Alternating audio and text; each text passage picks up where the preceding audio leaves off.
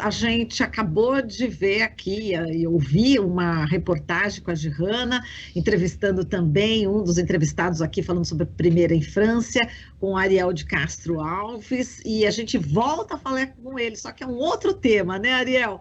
Bom dia, Ariel de Castro Alves, advogado, presidente do Grupo Tortura Nunca Mais, São Paulo, especialista em direitos humanos pela PUC de São Paulo, membro do Instituto Nacional dos Direitos da Criança e do Adolescente e ex-conselheiro do Conselho Nacional dos Direitos da Criança e do Adolescente, o CONANDA. Tudo bem, Ariel? Bom dia.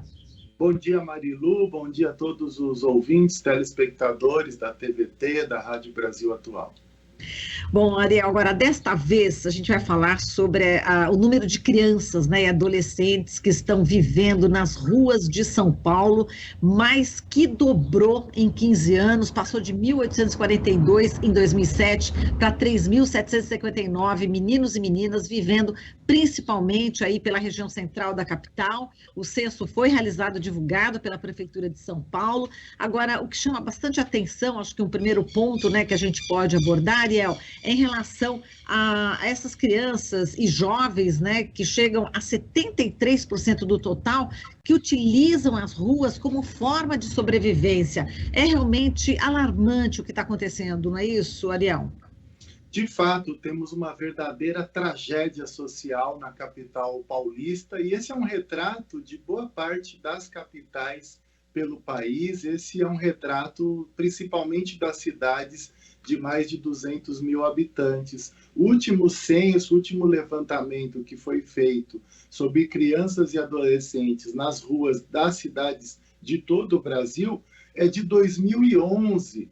E até hoje, o governo federal, principalmente agora dos recentes governos Temer e Bolsonaro, nunca atualizaram nenhum levantamento, mostrando a falta de preocupação e o descaso com essas crianças e adolescentes que vivem nas ruas, expostas ao trabalho infantil, à exploração sexual, à exploração pelo tráfico de drogas, aos atos infracionais, aos acidentes, às doenças, expostas na integridade física, psicológica e na própria vida. Nós não podemos aceitar uma sociedade minimamente civilizada, não pode continuar convivendo com essa enorme quantidade de crianças e adolescentes abandonadas. E vemos um desmonte dos programas sociais, tanto no âmbito da Prefeitura de São Paulo, quanto do Estado, quanto do governo federal, cortes de recursos, quando, na verdade, precisaríamos de prioridade, realmente, com base na Constituição Federal e no Estatuto da Criança e do Adolescente, que completou 32 anos. Precisamos de uma requalificação, reestruturação dos serviços de acolhimento, dos abrigos, termos casas de acolhimento inicial, termos centros de referência da criança e do adolescente com atendimento multidisciplinar, com assistentes sociais, psicólogos, pedagogos, atendimento jurídico e residências terapêuticas para aquelas crianças e adolescentes que são usuárias dependentes de drogas e de álcool, junto com a saúde e assistência social. E outro dado que choca, Marilu, é que 1.151 crianças aí têm menos de 6 anos de idade e estão nas ruas. Isso é um absurdo, isso é inaceitável, que crianças nessa idade, na primeira infância, vivam nas ruas, muitas vezes desacompanhadas dos seus familiares. Aliás, muitas vezes que essas crianças e adolescentes estão acompanhadas, os familiares estão explorando o trabalho infantil ou são adultos chamados de pais de rua, que estão explorando também o trabalho infantil dessas crianças e adolescentes, ou às vezes até explorando sexualmente essas crianças e adolescentes, como já ocorreram alguns casos no centro de São Paulo. Fato você falou desses 1.151 crianças, 30%, né, das crianças que estão na rua têm menos de 6 anos de idade. Agora, você tocou num ponto, né, dessa questão, né, da gente, de repente, normalizar essa questão, né, Ariel? A gente vê as crianças fica normalizado esse problema, existe falta de empatia. Como é que você vê, como você falou, né? A gente precisa ter uma sociedade, né, civilizada, né? Só que é tão chocante, e você acredita, então, que houve esse desmonte, né, de várias políticas públicas, e principalmente você acha que a fome também está fazendo com que essas crianças estejam nas ruas justamente para tentar ganhar aí a sua comida, fazer com que a família seja alimentada, todo um caos, né, um cenário de caos aqui no Brasil, não é isso, Ariel? De fato, e o número pode ser maior, porque muitas dessas crianças e adolescentes, quando chegam pessoas que representam o poder público, mesmo fazendo pesquisa, elas acabam não se apresentando, não se identificando, acabam entrando nos chamados mocós, se escondem, e existe também um trânsito, uma mobilidade muito grande delas, uma dificuldade, então, de uma contagem, de termos aí a realidade de fato. Então, o número pode ainda ser maior, apesar de já ser um número extremamente expressivo, extremamente inaceitável. O último levantamento nacional de 2011, tínhamos 24 mil crianças e adolescentes vivendo nas ruas das cidades com mais de 300 mil habitantes. Provavelmente, já triplicamos esse número. E, claro, e o aumento da fome, e hoje 18 milhões de crianças e adolescentes passam fome no Brasil, mais de 100 milhões de famílias estão em insegurança alimentar, e todo o descaso do governo com a área social, os cortes dos recursos públicos nessas áreas, tudo agravou a situação. E a educação também tem um papel fundamental. Aumentou muito a evasão escolar, inclusive durante a pandemia, com a suspensão das atividades escolares, falta de atuação do governo para enfrentar a evasão escolar. Isso acaba gerando mais crianças e adolescentes em situação de rua. O primeiro sinal de alerta de que uma criança ou adolescente vai entrar numa situação de risco ou está em situação de risco é a evasão escolar. E aí as escolas precisam atuar junto com a área social, junto com os conselhos tutelares, com as varas da infância e juventude, para evitar essa evasão escolar, para trazer as crianças e adolescentes de volta para a escola. O Poder Público de São Paulo também tem que qualificar, ampliar o serviço de abordagem, de educação social de crianças e adolescentes em situação de rua, para que elas retomem os vínculos familiares, retomem os vínculos escolares, e as famílias precisam ser incluídas em programas de geração de renda. Nós vimos que a Prefeitura também divulgou ontem o aumento da extrema pobreza e da miséria na cidade. Sempre que temos uma criança e adolescente em situação de risco, temos também uma família em situação de risco que tem que ser apoiada pelo poder público para sair daquela situação. Agora, a pesquisa está dizendo o seguinte aqui, Ariel, é claro que o número maior de crianças e adolescentes, né, se concentra exatamente na região central, na República, Sé, Santa Cecília, mas tem 5 distritos, né, que tiveram aumento, né, de crianças na rua, como Cidade Líder, São Mateus, Aricanduva, enfim, e outros. E agora, esse aumento de 11%, né, exatamente nesses locais, não tinham sido verificados na pesquisa de 2007, não apontava isso. Então, quer dizer, está se alastrando mesmo esse problema social gravíssimo que é a criança na rua. Exato, se concentram no Distrito da República, da Sé, de Santa Cecília, do Tatuapé e de Pinheiros, mas nós tivemos uma expansão nos extremos aí da Zona Leste, principalmente de São Paulo.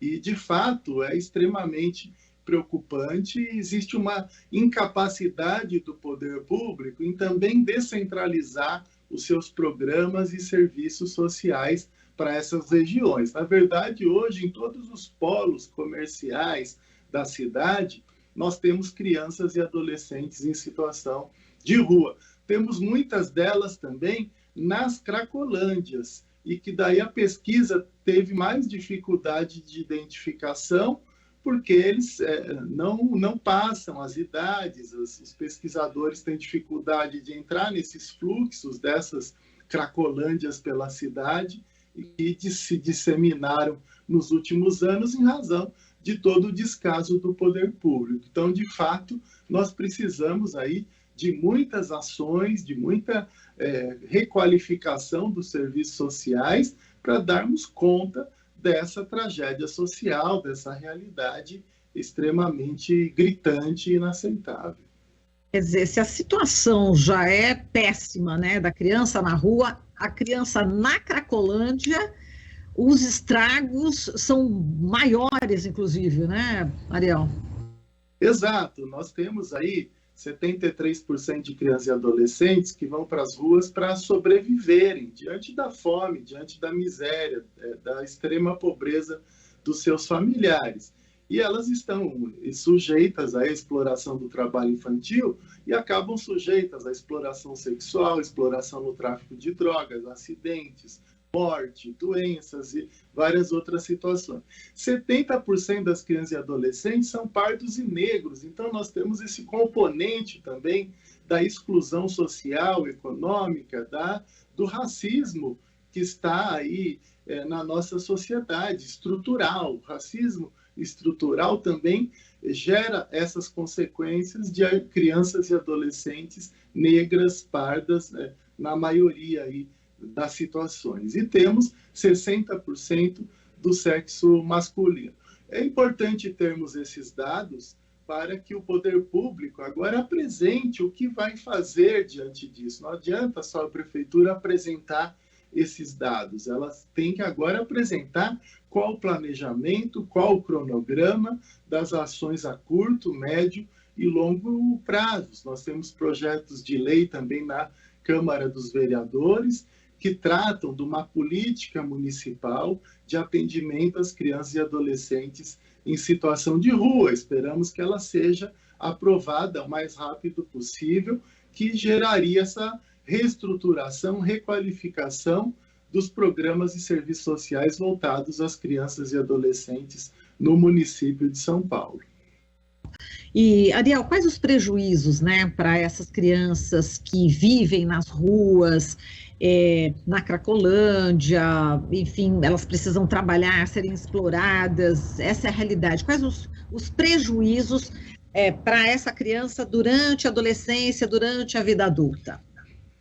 Sim, os prejuízos são terríveis, as sequelas, os traumas, a dificuldade de ressocialização, de inclusão educacional delas. Então, de fato, nós precisamos de várias ações para enfrentar esse problema. No caso das Cracolândias, nós precisamos de equipes específicas, especializadas, tipo de consultórios de rua, também agentes tanto de saúde como da assistência social, que possam fazer uma abordagem qualificada, específica das crianças e adolescentes que estão envolvidas, que estão inseridas nos fluxos das Cracolândias. Nós precisamos de uma série de adaptações nos programas e serviços sociais para esses atendimentos.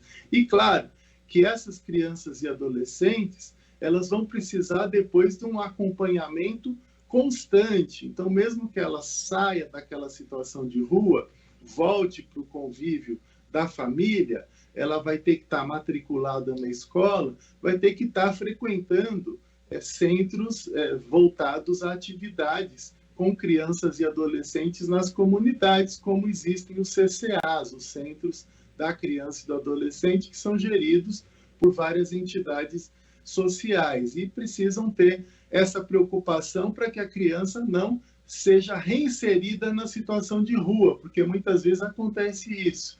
A criança retoma os vínculos familiares, retoma os vínculos com a escola, mas os programas sociais não dão a continuidade ao acompanhamento, ao atendimento, e também falta um trabalho, muitas vezes, de atendimento psicológico, de apoio, de amparo a essas crianças e adolescentes e os seus familiares. Elas acabam voltando a ter conflitos familiares, muitas vezes também casos de violência doméstica faz com que elas acabam voltando para as ruas. Então, os programas e serviços precisam estar bem preparados para essas situações. E combater a exploração do trabalho infantil, mas incluindo essas famílias em programas de auxílio, em programas sociais que evitem que essas crianças e adolescentes estejam em situações tão graves de risco às suas integridades e às suas vidas.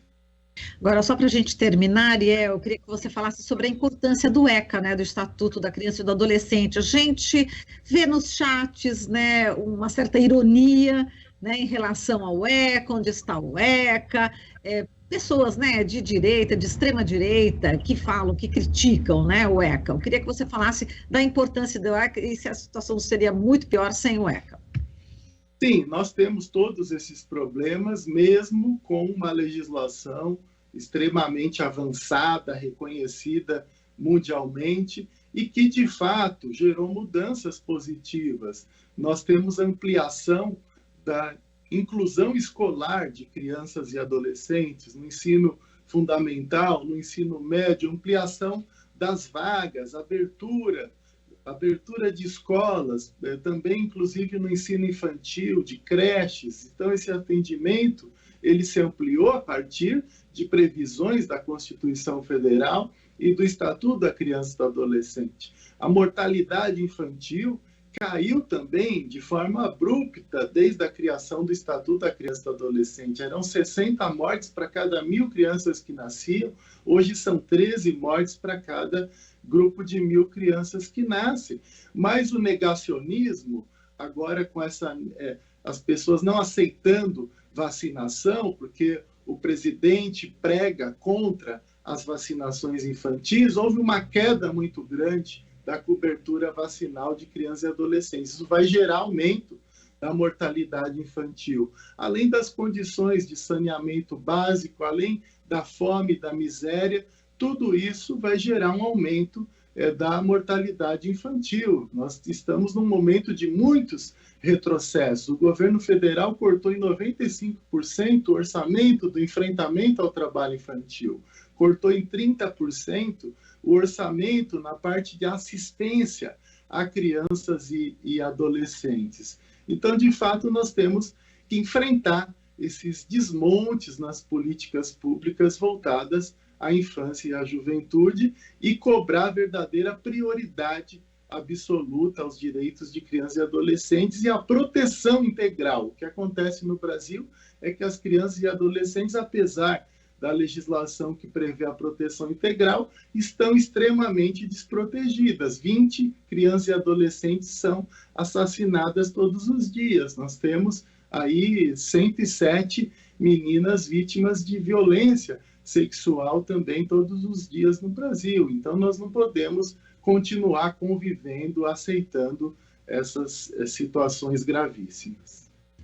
Ariel, a gente agradece aqui a sua participação, muitíssimo obrigada, um forte abraço e até uma próxima. Obrigado a você e a todos os telespectadores da TVT. Abraço. A gente agradece, um abração. Falamos aqui com Ariel de Castro Alves, advogado, presidente do Grupo Tortura Nunca Mais São Paulo, especialista em direitos humanos pela PUC de São Paulo, membro do Instituto Nacional dos Direitos da Criança e do Adolescente e ex-conselheiro do CONANDA.